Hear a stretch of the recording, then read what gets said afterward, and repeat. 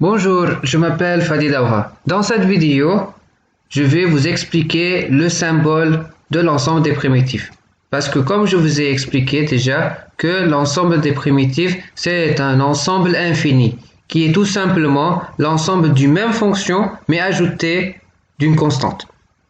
Donc par exemple, si on a une fonction phi qui est une primitive de la fonction phi, comme par exemple ici, donc phi c'est une primitive de f, donc à ce moment-là, pour n'importe quelle autre primitive, alors est égal à phi plus une constante. Donc c'est juste, lorsqu'on ajoute une constante, on va trouver d'autres primitives.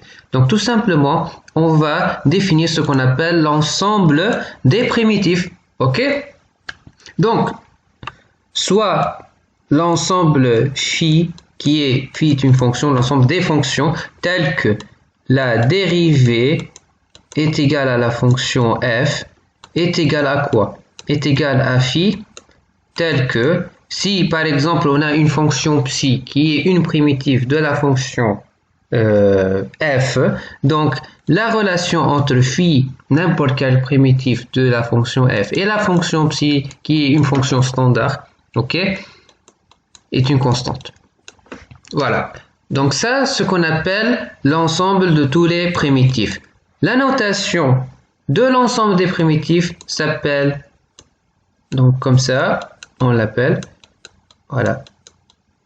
Je vais vous expliquer après, lorsqu'on va comprendre que veut dire l'intégrale, pourquoi on a donc utilisé le symbole de l'intégrale pour définir l'ensemble des primitifs. Parce que tout simplement, en fait, dans le calcul de l'intégrale, on va utiliser le primitif. Ça, c'est donc la réponse, mais c'est une réponse bref.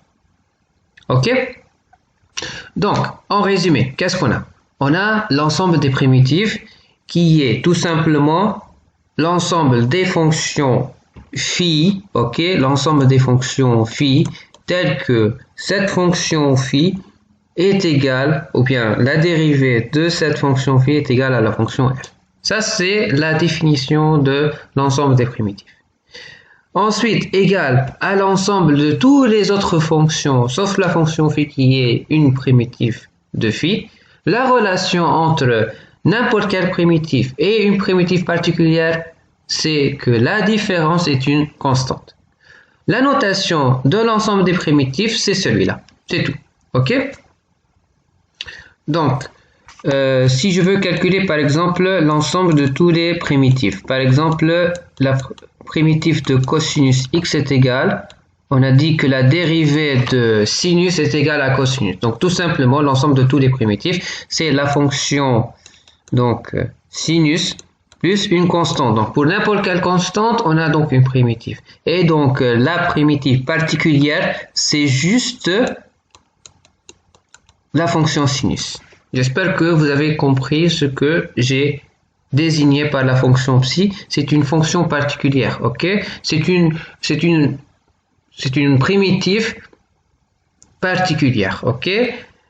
Et ici, quelle est la particularité? C'est que la constante est égale à 0 pour la fonction sinus. Ok?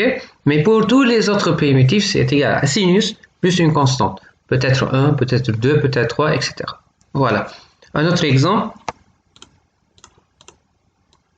Primitif de sinus de x. Ok?